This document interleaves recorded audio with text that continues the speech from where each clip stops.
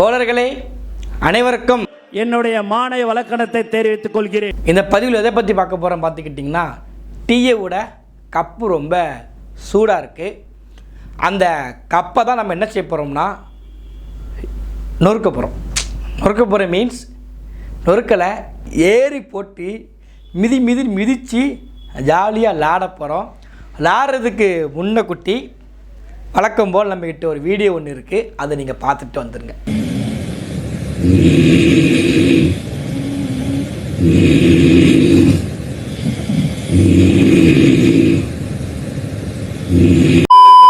சரி, நம்ம வெட்டி முண்டம் வீணா போன தண்டம் ஆனது ஜித்து தான் நம்ம இந்த பதிவில் பொல ரியாக்ஷன் கொடுக்க போகிறோம். பார்க்குறவங்க முழுமையாக பார்த்து சிரிச்சுக்கோங்க. தாவேக்காவோட தேவை எல்லாருக்குமே இருக்கு. இன்னைக்கு கரூர் தேர்தலுக்கு அப்புறம் மட்டும் கிடையாது. தாவேக்கா ஒரு வானில் மின்னும் நட்சத்திரம். இந்த நேரத்துல நட்சத்திரம் ரொம்ப மறைஞ்சிருக்கு. என்ன காரணம்? இல்ல, அதாவது ஒருத்தங்க பேசணும்னு வச்சுக்கோங்களேன், அவங்களுக்கு டிவியில் டிவைட் பண்ணக்கூடியவங்க ட்ரோல் பண்ணி நம்ம பார்த்துருப்போம், சிரிச்சிருப்போம். ஆனால் இந்த முறை தான் ஹரிஹரனே உட்காந்து கலாய்ன்னு கிடச்சிருக்காரு. அதெல்லாம் வேறு லெவல் பண்ணி விட்டுருக்காரு. அசிங்கப்படுற தெரியாமலே வழிவாக தெரியுமா, அதாக தாவைக்கு உண்மையான தொண்டை. அதுக்கு பதில் சொல்லிட்டோம். இது அது ஒரு பெரும் துயரம், அந்த கட்சியோட பர்சனல் லாஸ். அதுல இருந்து அவங்க மீண்டும் ஒரு டைம் எடுத்துக்கிறாங்க. ஒரு வருஷம் பிடிக்குமா? 2 வருஷம்.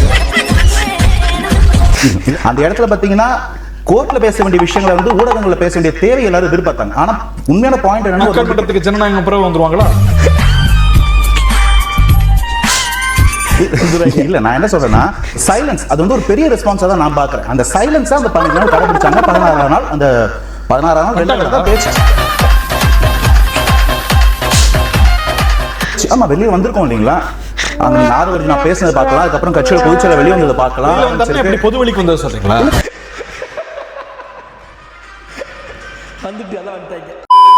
தெரியல, நான் வரும்போது பார்த்துட்டே வந்தேன்.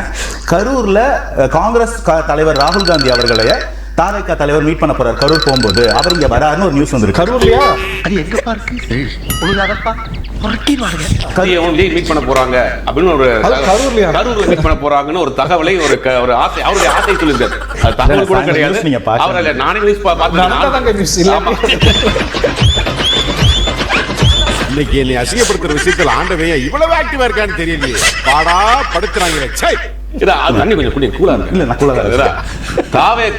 தனித்து நின்றால் டீ கப்பு தான் சூடா இருக்கு. அவர்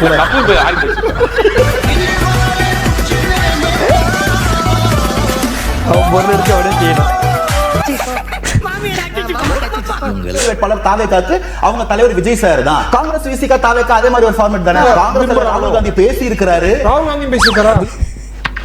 இதெல்லாம் ரொம்ப நக்கலாம். விஜய் சார் காலவர பேசினான்ற நியூஸ் நீங்க பாக்கலையா? கரூர் தேர்தல் தொடர்ந்து கூட்டணி எல்லாம் பேசுறாரு. அவர் எல்லாமே செய்வாருங்க. பணத்தை அடிக்கல, கொலை கூட பண்ணி தளபதி கூட்டணி வைப்பார். ஈவு இறக்கம் இல்லாத ஒரு சேடிஸ்ட் அவர் சொல்ல போனா. அது ஒரு தம்பிங் மெஜாரிட்டில அடிச்சிருவாங்கன்ற ஒரு கேள்வி தான். கரூருக்கு அப்புறமா நீங்க சொல்லுங்க, கரூர்ல எத்தனை மக்கள் தாவேக்கா குற்றம் சாட்டினாங்க? நாளைக்கு இன்வெஸ்டிகேஷன் சிபிஐ சப்ஜுடிஸ்ல இருக்கு, சுப்ரீம் கோர்ட்டோடதுன்னா சிபிஐ விசாரணை முடிவர வரைக்கும் போகணும். இந்த சாட்சிகளை மனம் மாற்றி விட்டார், அவருக்கு அவ்வளவு பெரிய கரிஷ்மா சொல்லுவாங்க. அதனால சுப்ரீம் கோர்ட்ல அப்ளை பண்ணிருக்கு. அது வரும்போது அவர் போவார். புது சாக்கம் இல்ல, இது உண்மை. நான் அப்ளை பண்ணல, லெட்டர் கூட உங்களுக்கு நான் சொல்றேன். காசு இல்லாம கஞ்சா சேத வளர்றாம்பா. வாணி சுப்ரீம் கோர்ட் தான் அந்த எஸ்ஐடி ஃபார்ம்ல இருக்காங்க. சிபிஐ தலைமையிலான அந்த எஸ்ஐடி ஃபார்ம் பண்ணது சுப்ரீம் கோர்ட். அந்த பெர்மிஷன் வாங்கிட்டு வரணும். இதுதான் இன்னைக்கு பிரச்சாரத்துக்கு போகணும். தலைவர் திமிங்கலம் தானங்க. இது வரைக்கும் நீங்கள் ஆங்கர் அடிச்சு தான் பார்த்துருப்பீங்க. இப்போ தளபதின உடனே எல்லாரும் ஒன்றும் சேர்ந்துட்டாங்க. இப்போ கூட இருக்கவங்க சேர்ந்து பொழப்பாங்க பாருங்க. துயரம் நடந்த குடும்பங்களுக்கு போய் ஒரு ஆறுதல் சொல்வதற்கு தமிழக வெற்றி கழகத்தின் தலைவருக்கோ அல்லது அதனுடைய நிர்வாகிகளுக்கோ யார் தடை விதித்தது? இதுவரைக்கும் தடை அதிகாரப்பூர்வமா ஒரு தடை சொல்லுங்க. நோய் என்ன நீ பைத்தியக்காரனவே நினைச்சிருக்கிறல்ல நீ? உண்மையிலே அதாங்க, இவங்களுக்கு யாருமே தடை விதிக்கிறதில்ல. கேட்டுக்கோங்க. இவங்க கரூருக்கு போகக்கூடாதுன்னு சொல்லி அங்கே இருக்கிற எஸ்பியோ இல்லை மாவட்ட ஆட்சித்தலைவரோ தமிழ்நாடு அரசோ யாருமே சொல்லலை. இவங்களா ஒரு பிம்பத்தை உருவாக்குனாங்க. டிஜிபி அலுவலகத்தில் போய் சென்னையில் போய் கொடுத்தாங்க. இப்போ அவங்களுக்கு புரியுற மாதிரி சொல்கிறேன், எக்ஸாம்பிளாக சொல்லிட்டு வீடியோக்குள்ளே போயிடுவோம். ஒரு காலேஜில் சரி வேண்டாங்க, டிவிக்கு தொண்டர்களோட மனதில் எனக்கு தெரியும். அவன் ஸ்கூல் படிக்கிறவன், அவனுக்கு ஸ்கூலை பற்றி தான் தெரியும். காலேஜை வரைஞ்சிக்க அவன் ரொம்ப அறிவு நினச்சிக்கிடுவான். நம்ம ஸ்கூல் லெவலுக்கே போயிடுமே. இப்போ ஸ்கூலில் ஹெச்எம்னு இருப்பாங்க தம்பி, தெரியுமா? கேள்விப்பட்டிருக்கிற ஸ்கூல் ஹெச்எம், ஹெட் மாஸ்டர் இருக்காங்களா, அந்த ஹெச்எம்கிட்ட போயிட்டு இந்த கிளாஸில் இருக்கக்கூடிய பையனை நான் பார்க்க போகிறேன். இப்போ 6ஆப்பில் நீ படிப்பியா, 6ஆ படிக்கிற பையனை பார்க்க போகிறேன்னு சொல்லி ஒருத்தங்க வராங்கன்னு வச்சுக்கோங்க. அப்போ ஹெட் மாஸ்டர் என்ன சொல்லுவாங்கன்னா, சரிங்க எனக்கு தகவல் கிடச்சிட்டு, ஓகே நீங்கள் அந்த ஸ்கூல் டீச்சர் இருக்காங்க, இந்த மாதிரி கிளாஸ் டீச்சர் இருப்பாங்களா, அந்த டீச்சரை போய் நீ போய் பார்த்துட்டு வா அப்படின்னு சொல்லி வரக்கூடிய கிட்ட போய் சொல்லுவாங்க. அப்போ கிளாஸ் டீச்சர்கிட்ட பார்த்துட்டு நீங்கள் அந்த பையனை பார்க்க போகலாம். இவ்வளோதான் சிம்பிளான விஷயம். புரிகிற மாதிரி சொல்கிறேன். தற்கூரி பயில்களா, நீ ஸ்கூல் தான் படிக்கிற, உன் அறிவுக்கு ஏற்ற மாதிரிக்கே நான் சொல்கிறேன், நல்லா கேட்டுக்கோ. நீ ஹெட் மாஸ்டர் நேராக போயிட்டேன், இந்த ஸ்கூலில் இந்த பையனை நான் பார்க்க போகிறேன் அப்படின்னு பார்க்க போகிறேன். ஹெட் மாஸ்டர் சொல்லிட்டாரு, நீங்கள் அந்த தகவல் கிடச்சிட்டு ஓகே, இந்த கிளாஸ் டீச்சர்கிட்ட போய் சொல்லிவிட்டு நீங்கள் அந்த பையனை பார்க்க போங்கன்னு சொல்லியிருக்கிறாங்க. சரிங்களா? இப்போ முதல்ல ஹெட் மாஸ்டரை போன அந்த அயோக்கிய பையங்க ஸ்கூல் டீச்சரை பார்க்கவே போகல. பார்க்க போகாமலே எனக்கு அனுமதி கிடைக்கலங்கிறாங்க.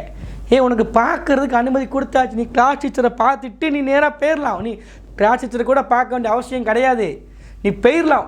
அப்படி ப்ரொசீஜர் படி போனாலும் கூட நீ அங்கே போ, அங்கே கிளாஸ் டீச்சரை பார்த்துட்டு அந்த ஸ்கூல் போய் பார்க்க போன்னு சொல்கிறாங்க. இவங்க போகாமல் உட்காந்துக்கிட்டு சோம்பரப்பட்டு வீட்டில் படுத்து தூங்கி குடித்து கும்மாளம் போட்டுக்கிட்டு பனையூரில் உட்காந்துக்கிட்டு இப்போ பழி எங்கே போடுறாங்கன்னா, எங்களை யாரும் போக விடாமல் தடுத்துட்ருக்காங்க. டிஎஸ்சி அலுவலகத்துக்கு போனீங்களா, எஸ்பிகிட்ட தான் மனு கொடுத்தாங்களா? எந்த எஸ்பி வந்து கரூர் எஸ்பி வந்து போகக்கூடாதுன்னு சொல்லியிருக்காங்களா யாராவது? எதுவுமே கிடையாது, எதுவுமே நடக்கலை. இவங்க உட்காந்து படுத்து தூங்கியிருக்கிறாங்க. ஆனால் வதந்தியை மட்டும் பரப்பிட்டே இருக்கிறாங்க, எங்களுக்கு அனுமதி கிடைக்கல. சுப்ரீம் கோர்ட்டுக்கு போனீங்களா, மடப்பையில் அறிவு இருக்கலாம், சோறை தான் திங்க மக்களுக்கு கேட்பாங்களா? நீ நேராக எங்களுக்கு எஸ்ஐடி வேண்டாம், நீ உச்சநீதிமன்றத்தோட தலைமையில் ஒரு குழு நீங்கள் அமைங்கன்னு கேட்டிங்களா? அந்த பெட்டிஷனில் நீங்கள் வந்து என்ன போட்டிருக்கணும், கரூருக்கு போது எங்கள் தளபதிக்கு அனுமதி கிடையாது, யாரும் எங்கே வேண்டாம் சொல்லி அடிப்படை உரிமைகளை இருக்குது. அதன் அடிப்படையில் தளபதி நீங்கள் கரூருக்கு அனுப்பி சுப்ரீம் கோர்ட்டே ஆர்டர் போட்டிருக்குமாடா?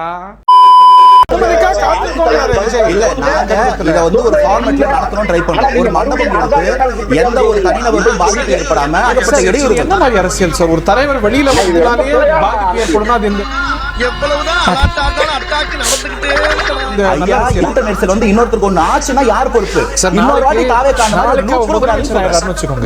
சட்டமன்றத்துக்கு போனா ஒரு லட்சம் பேர் வருவாங்க அப்படின்னு போகாம இருப்பாரா? அதனாலதான் தளபதி வீட்டுக்குள்ளே உட்காந்துக்கிறாரு. இந்த பிரச்சனை வரக்கூடாது தானே. ஆட்சி இருக்கும் போது இருக்கக்கூடிய காவல்துறை பிரச்சனை வராது நான் சொல்றேன். அதை விட மறுப்பீங்க? அவ்வளவு பேர் வருவாங்க சட்டமன்றத்துக்கு தினமும் போறதுக்கு.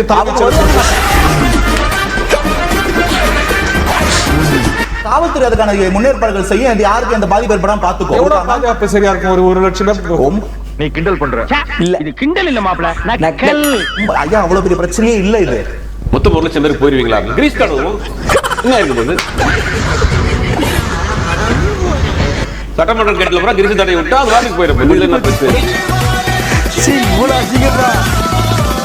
கட்சியும் எல்லா மீடியாவும் பேசுது, தாவேகா இவங்க அழைப்பு, தாவேகா அவங்க கூட போகுமா? தாவேகா சொல்லவே இல்லை, தாவேகா எதுவுமே சொல்லல. நம்ம சிரிக்கிற வரை மீம் வந்திருக்கு. பதில் சொல்ல அவசியம் கிடையாது. உலகத்தின் சிறந்த சொல் செயல். அவங்க செயல்படுறது நான் போய் சொல்றேன். தாவேகா செயல்பட்டிருக்கா? இல்லையா, இந்த தாவேகா மரணப்படுக்கையில் இருக்கு, ஐசியூல இருக்கு. என்ன கலாய்க்குது உனக்கு பொறுப்பா போச்சு. அந்த பக்கம் மரணப்படுக்கை எப்பா ஒண்ணு குழந்தையாரு இல்ல படுத்துக்கோ, எலெக்ஷனுக்கு மட்டும் எங்களுக்கு வந்து டஃப் கொடுத்துறாத. குழந்தைகள் எல்லாம் மரணப்படுக்கைக்கு போச்சு பார்த்தோம். சரி, ஐயா தலைவர் விஜய் பேசல, பொதுச் செயலாளர் விஜய் ஆனந்த் பேசல, தேர்தல் பிரிவு செயலாளர் பேசல, ராஜ் பேசல, மொத்தமா ஓடிச்சாங்க. நீதிமன்றத்தில் போய் வழக்காடுவதற்கு கூட உங்க கட்சியில வழக்கறிஞர் இல்ல. நீதிமன்றத்தில் போய் வழக்காடுவதற்கோ அல்லது நிவாரணம் பெறுவதற்கு மனு போடுறதுக்கே உங்களுக்கு ஆட்கள் இல்ல. காட்சி கிளியனா இருப்பதுதான் தலைவர். அது வந்து திருவள்ளுவர் அந்த காலத்திலே சொல்லியிருக்கார். காட்சி வெளிவரா உடனே சந்திக்கணும். யார் வேணாலும் சந்திக்கிற இடத்துல அவைலபிளா இருக்கணும்ல. உங்க விஜய் யார் சந்திக்க முடியும்? ஒரு ஆளு நான் அழுகுறான். அழுவலையா? கண்ணீர் ஒழி பேண்ட்டுக்குள்ள போயிருக்குது, அழுவலன்ற. தலைவரோட வேலை என்ன? இங்க உட்காந்து பேச்சு போட்டியில பேசுறதா இல்ல மக்களை வந்து அப்படியே தனியா ரோட்ல நடந்து வாக்கிங் போயிட்டு போகாதா?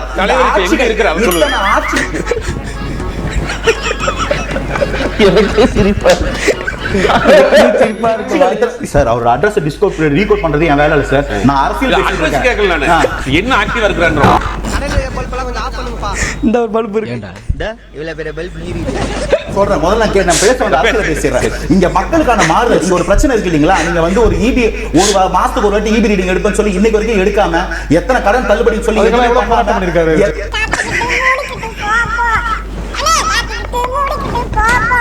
மாத்திரத்துக்கான வழி போராட்டம் கிடையாது. இந்த இடத்துல பதில் வேணுமா தீர்வு வேணுமான்றத நானும் கேட்கிறேன், தாவேக்கலாம் கேட்கிறேன். தீர்வுக்கு என்ன பண்றீங்க?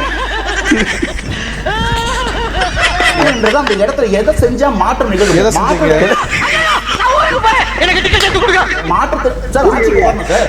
இத்தனை எத்தனை ஆட்சி வந்த பிறகு எல்லாம்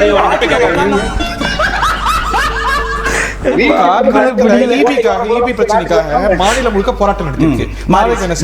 எனக்கு நீங்க பதில் சொல்லுங்க. போராட்டமும் போராட்ட களத்தில் மக்களை பாதிக்க தீர்வாகாது. தீர்வுக்கு நீங்க என்ன செஞ்சிருக்கீங்க? தீர்வுக்கு பதில் நீங்க எங்க உட்கார்ந்துமா சூத்து மூடிட்டு போனோம் உட்காருங்க ப்ரோ. ஆயிரத்தி டென்ஷன்ல இருக்கு ப்ளீஸ் காப்பாத்துக்காதீங்க. கொஞ்ச நேரம் உட்காருங்க ப்ரோ. நீங்கள் வந்து வாண்டடாக வந்து சிக்கிரிக்கி நமக்கு வந்து இந்த மாதிரி கடண்டு கொடுக்கறதுக்கிட்டே வடிவாக வந்து உட்கார பாருங்க. அதாவது இப்போ நம்ம கலாய்க்கிறோம் இல்லை அந்த வரக்கூடிய டிபேட் வரும் கலாச்சா பரவாயில்லங்க. அந்த டிபேட் நடத்துகிறவரே கலாய்க்கிறாருன்னா அப்போ இவங்க எவ்வளோ பேர் தற்கொலை பாருங்க. இன்னும் விஷயம் தெரியுமா? கலாய்க்கிறாங்கிறத தெரியாமலே அடி வைக்கிறா பாருங்க. இவங்க ரொம்ப நல்லவங்க. இவங்களை உற்றாய்க்கிங்க. நம்ம யூடியூப் சேனலில் இருந்து நிறைய பேர் கண்டென்ட் கொடுக்கறதுக்கிட்டே வந்திருக்கிறாங்க இந்த தற்கொலைங்க. எந்த காலத்தையும் விட்டுறாதீங்க. நமக்கு கிடைத்த சிக்கின சிறந்த அடிமைகள் தாவேக்கா கூட்டம் தான். அதனால் அடுத்த எந்த கப்பு சூடாக இருக்கோ அந்த கப்பை ஏறி போட்டு மிதிப்போம். அடுத்த ஒரு பதிவில் பார்க்கலாம். நன்றி, வணக்கம்.